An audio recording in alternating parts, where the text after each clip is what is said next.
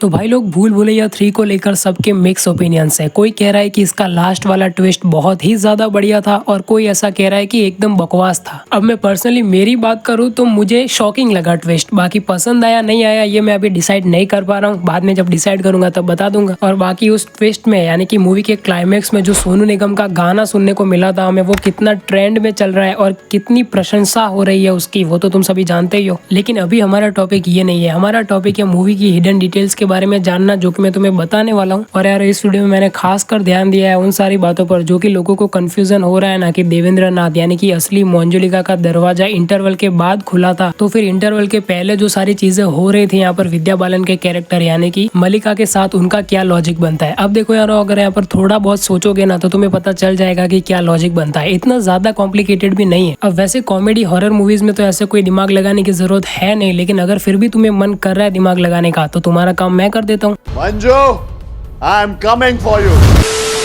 तो चलो फिर यहाँ पर सबसे पहले छोटी मोटी डिटेल्स के बारे में जान लेते हैं और एंडिंग में जाकर एक थियोरी के ऊपर भी तो बात करनी है, जो कि पार्ट 4 में देखने को मिलेगा हमें। हाँ, पार्ट 4 भी आएगा। अब पार्ट 2 और 3 ने इतना कमाया है तो पार्ट 4 भी ला रहे हैं ये लोग, क्या कर सकते हैं। अब डिटेल्स की बात करें तो सबसे पहले वो शहजादा वाला जोक तो तुम्हें समझ आ ही गया होगा, लेकिन कितनी बुरी हालत थी शहजादा मूवी की। उसका बजट था 65 करोड़ और उसने बॉक्स ऑफिस पर सिर्फ कमाए थे 47 करोड़। तो ये मेटा रेफरेंस रखना तो बनता था। अब बाकी अगली डिटेल है, क्या तुमने नोटिस किया कि भूल भुलैया पार्ट 2 की शूटिंग जिस लोकेशन पर हुई थी उसी सेम लोकेशन पर यहाँ पर इन्होंने पूरी भूल भुलैया 3 को शूट कर लिया है, चाहे वो महल वाला सीन हो या फिर वो दरवाजे वाला सीन ही क्यों ना हो। हाँ, जो पहले तबेला वाला महल हमें दिखाया जाता है वो अलग है लोकेशन, लेकिन जो फिर हमें देखने को मिलता है ना जहाँ पर की माधुरी दीक्षित की एंट्री होती है उस महल में, और वो जो पूरा महल है वो वही सेम लोकेशन वाला महल है जो की हमें भूल भुलैया के पार्ट 2 में देखने को मिला था। और क्या आप लोगों को वो सीन याद है जहाँ पर की वो छोटा बच्चा और कार्तिक आर्यन के बीच में एक फनी कन्वर्सेशन दिखाई जा रही होती है हमें, और वहाँ पर वो छोटा बच्चा बात बात पर 20 रुपए मांग रहा होता है। तो क्या वहाँ पर आपको बीबी की याद आई? नहीं, पार्ट 1 की बात नहीं कर रहा हूँ मैं, बीबी यानी कि भुवन बाम। यहाँ पर मैं बीबी के किस कैरेक्टर की बात कर रहा हूँ वो मुझे कमेंट्स में लिख के बताओ। अब बात करते हैं कि इंटरवल के पहले हमें जितने सारे साइंस दिए जा रहे थे ना, कि मंजुलिका का कैरेक्टर यही विद्या बालन का कैरेक्टर यानी कि मल्लिका ही है, उन सब का क्या लॉजिक बनता है। देखो, सबसे पहली बात तो ये कि हमें ये सारे साइंस दिए जा रहे थे कि यही मंजुलिका है, और ये सही भी था, वही मंजुलिका है। जो बैक स्टोरी में पंडित जी के द्वारा इंटरवल के पहले सुनाई जाती है ना, अगर उस बैक स्टोरी की माने तो वो मल्लिका का कैरेक्टर ही मंजुलिका है। हाँ, लेकिन अब यहाँ पर मल्लिका के कैरेक्टर को ऐसे भूतिया वे में प्रेजेंट करना थोड़ा ज्यादा हो गया। लेकिन अब यार एक मूवी है ये, और वो भी एक हॉरर कॉमेडी, इसमें ऐसा कंफ्यूजन क्रिएट करना और हमारे दिमाग में मिस्ट्री डालने के लिए कुछ ऐसे सीन्स को डालना नॉर्मल है, तो इसके लिए उनको जज करना भाई अच्छी बात नहीं है। ये अनीस बज्मी की क्रिएटिव चॉइस है। अब मैं बताता हूँ कि इसके पीछे का लॉजिक क्या है। देखो, इंटरवल के पहले में जितने भी सारे सीन्स दिखाए गए ना विद्या बालन यानी कि मल्लिका के, उनमें से एक सीन था जहाँ पर कि वो अपने चाकू से एक मक्खी को मार देती है। उसको देखकर ऐसे भूतिया वाली वाइब आई है ना, मेरे को भी आई। लेकिन फिर जब वो बैक स्टोरी के बारे में मैंने सोचा, जहाँ पर कि हमें ये दिखाया जा रहा था कि यहाँ पर जो राजा जी की लड़की है यानी कि मंजुलिका, वो तीरंदाजी और हथियारबाजी में काफी चैंपियन है, तो फिर मुझे याद आया कि नहीं, ये भी तो री इनकारनेशन ही है। आई मीन कि विद्या बालन का कैरेक्टर यानी कि मल्लिका वो मंजुलिका का री इनकारनेशन ही तो है। और मंजुलिका के बारे में तो हमें ये स्पष्टता पूर्ण बताया गया है ना कि वो तीरंदाजी और हथियारबाजी में निपुण थी, तो इस वे में थोड़ा लॉजिक तो बन ही जाता है कि इतना निशाना पक्का होना तो बनता है। तो भाई लोग, अब आपके दिमाग में ये सवाल आ रहा होगा कि जब यहाँ पर मल्लिका की एंट्री करवाई जा रही थी मूवी में, यानी कि जब मंजुलिका को जलाया जा रहा था वहाँ पर, तब वहाँ पर वो दरवाजा कौन पीट रहा था? हाँ, तो इसका आंसर सिंपल है, वो तीनों पंडिताइन। तो ऐसा नहीं है, कुछ हद तक आप सही हो। जहाँ पर कि वो परछाई वाला सीन दिखाया जाता है ना, कि कमरे में से एक परछाई बाहर निकल रही है, वो परछाई वाला सीन उसी पंडिताइन का ही था। लेकिन उसके पहले जो में सीन दिखाया जा रहा था ना, जहाँ पर कि मंजुलिका की एंट्री हो रही थी और कोई दरवाजा पीट रहा था, वो असली देवेंद्र नाथ की आत्मा ही दरवाजा पीट रही थी। और ऐसा मैं इसीलिए बोल रहा हूँ क्योंकि यहाँ पर राजा जी ने उन दोनों ही दरवाजों की बनावट बिल्कुल ही सेम रखी थी, और जो भैरव कवच लगाया गया था ना, वो भी बिल्कुल सेम ही था। और अगर बनावट की वजह से आप ये विश्वास नहीं कर पा रहे हो कि वहाँ पर देवेंद्र नाथ की आत्मा ही उस दरवाजे को पीट रही थी, अगर आपके लिए थोड़ा कंफ्यूजिंग हो रहा है, तो दूसरा लॉजिक भी है मेरे पास। तो भाई लोग, दूसरा लॉजिक ये है कि जहाँ पर की विद्या बालन के कैरेक्टर यानी कि मल्लिका यानी कि पिछले जन्म में जिसका नाम था मंजुलिका, उस मंजुलिका और उसकी बहन अंजुलिका ने मिलकर देवेंद्र नाथ के साथ साथ क्या किया था वो तो आप सभी जानते ही हो। और यहाँ पर ये मल्लिका का कैरेक्टर मंजुलिका का ही रीइंकार्नेशन है, तो उसकी एंट्री होगी जब महल में, तब क्या देवेंद्रनाथ की आत्मा को पता नहीं चलेगा, ये महसूस नहीं होगा कि उसके कातिल आ रहे हैं या फिर कातिल लाइन वटेवर। आई होप कि आपको समझ में आ रहा होगा कि मैं क्या कहने की कोशिश कर रहा हूँ यहाँ पर। और फिर जब यहाँ पर माधुरी दीक्षित के कैरेक्टर की एंट्री होती है महल में, तब तक तो कार्तिक आर्यन ने वो कांड कर ही दिया था, देवेंद्रनाथ की आत्मा को बाहर ला ही दिया था ना। और फिर जो कुछ भी हुआ वो तो एक्सप्लेन करने की जरूरत है ही नहीं, क्योंकि वो तो देवेंद्रनाथ की आत्मा ने एंडिंग में ही बता दिया। और हाँ, क्या इस देवेंद्रनाथ की आत्मा के बारे में आपने एक डिटेल नोटिस की? भाई लोग, जिस जगह पर राजा जी और मंजुलिका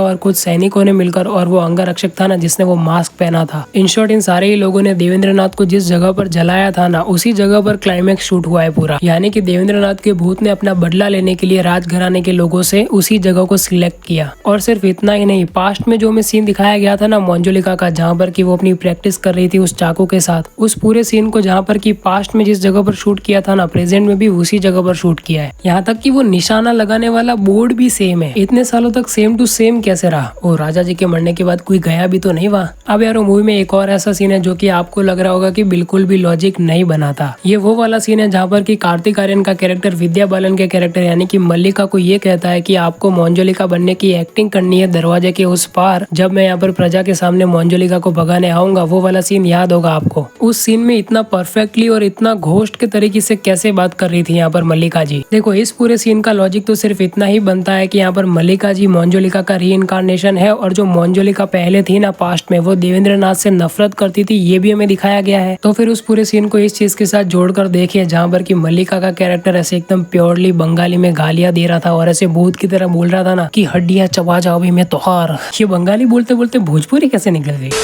तो भाई लोग, इतना लॉजिक नहीं भी लगाना है ना, तो इस पूरे सीन को प्योरली उन्होंने नॉस्टैल्जिया के लिए ही क्रिएट किया था, इतना ही मान लो। और वैसे उस पूरे सीन को देखकर लग भी रहा था कि ये पूरी तरीके से भूल भुलैया पार्ट 1 की अवनी को क्रिएट करने की कोशिश कर रहे हैं, जो कि कुछ हद तक सफल भी हुए। वो मेरे को कुछ वाइब्स तो आई थी भाई, आपको आई या नहीं? और क्या भाई लोग, आपने ये नोटिस किया कि सेम ही प्रोफेशन में दिखाया है यहाँ पर मल्लिका के कैरेक्टर को, जो की प्रोफेशन यहाँ पर अवनी का था भूल भुलैया के पार्ट 1 में। भूल भुलैया के पार्ट 1 में उस मंदिर वाले सीन में अक्षय कुमार के साथ जो कन्वर्सेशन हो रही होती है, वहाँ पर हमें पता चलता है ना कि अवनी का प्रोफेशन है पुरानी चीजों पर रिसर्च करना। तो सेम उसी तरह से ही यहाँ पर पार्ट 3 में भी विद्या बालन का कैरेक्टर यानी कि मल्लिका जी महल का रेस्टोरेशन करने के लिए ही आई थी क्राउन हेरिटेज से। और आगे चलकर हमें मूवी में महल के बाहर क्राउन हेरिटेज की गाड़ियां भी खड़ी हुई दिख जाती है। और हाँ, वहाँ पर मल्लिका जी की गाड़ी भी थी, अगर आप लोगों ने नोटिस किया हो तो चलो भाई लोग बात कर लेते हैं कि पार्ट 4 में कौन करेगा मंजुलिका का रोल। यानी कि अनीस बज्मी ने जो ये प्रथा शुरू की है ना कि असली मंजुलिका को एंडिंग में ही रिवील करना, तो यहाँ पर पार्ट 4 में मेन भूत कौन रहेगा? क्या तृप्ति दिमरी का कैरेक्टर रहेगा जो कि पार्ट 3 में था? अब वैसे तो ये अपनी मूवीज का कंटिन्यूएशन नहीं दिखाते, लेकिन पार्ट 3 और पार्ट 4 के बीच में दिखा सकते हैं शायद। और वैसे भी यहाँ पर पार्ट 3 में भी हमें तृप्ति दिमरी यानी कि देवेंद्रनाथ की पत्नी के बारे में ना तो हमें पास्ट में ज्यादा कुछ दिखाया गया, और यहाँ पर प्रेजेंट में तो क्या चल रहा था आप सभी लोग जानते ही हो। तो भाई लोग, आप अपना ओपिनियन मुझे कमेंट्स में लिख के बताओ कि क्या क्या संभावनाएं हैं यहाँ पर भूल भुलैया के पार्ट 4 के लिए। बाकी लाइक शेयर एंड सब्सक्राइब, मिलते हैं, बाय।